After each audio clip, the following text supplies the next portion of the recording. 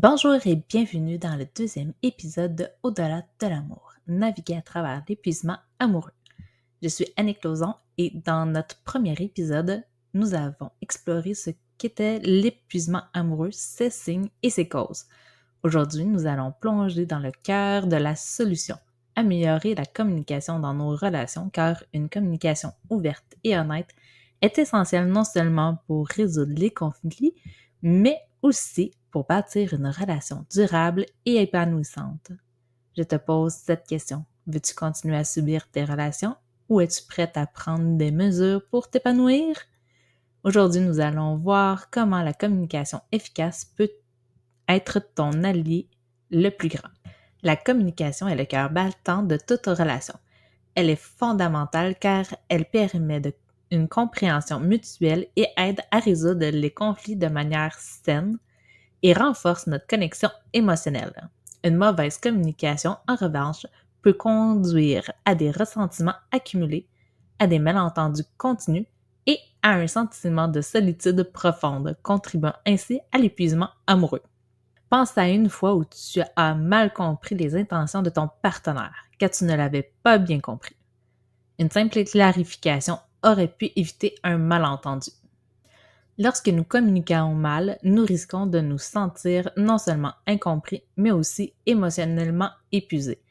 Ainsi, une mauvaise communication peut conduire à des ressentiments accumulés et à un sentiment de solitude, les conflits non résolus s'accumulant, créant un stress et une anxiété constante.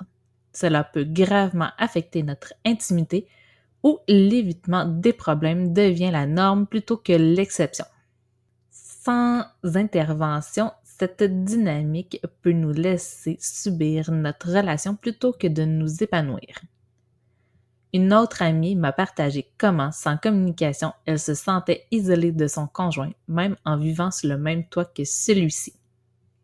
Avant de poursuivre, si ce que nous venons de discuter résonne en toi, je t'encourage à partager tes réflexions et expériences. Tu peux m'envoyer un message privé sur Facebook, Instagram ou YouTube ou me contacter directement par email. En partageant, tu ne contribues pas seulement à notre communauté, mais tu m'aides également à créer des épisodes futurs qui répondent encore mieux à tes besoins et à ceux de notre audience. Et si tu te reconnais dans certains des signes et symptômes que nous avons discutés, je t'invite à explorer davantage en utilisant mon questionnaire d'autodiagnostic de l'épuisement amoureux. Cet outil gratuit est conçu pour t'aider à mieux comprendre tes expériences relationnelles et à déterminer si tu pourrais être en train de vivre un épuisement amoureux. Tu peux télécharger le questionnaire gratuitement sur mon site web et le lien est disponible dans la description de ce podcast.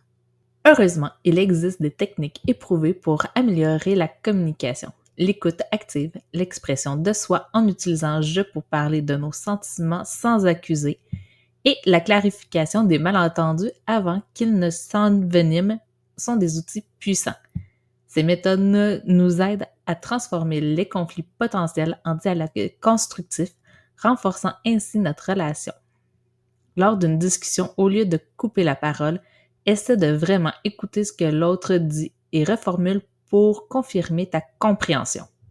En améliorant notre communication, nous faisons un choix conscient de ne plus subir nos relations, mais de les cultiver activement pour notre épanouissement mutuel. Cela nécessite de la pratique et de la patience, mais les bénéfices en valent la peine. Nous construisons des ponts au lieu de murs, créant des liens plus forts et plus intimes avec nos partenaires. Partager régulièrement ses sentiments renforce la connexion émotionnelle. Prendre quelques minutes chaque jour pour partager quelque chose de positif ou de difficile peut grandement améliorer l'intimité. Pour conclure, rappelons-nous cette question essentielle. Voulons-nous continuer à subir nos relations ou préférons-nous les faire évoluer vers quelque chose de plus enrichissant? La réponse commence souvent par la manière dont nous communiquons.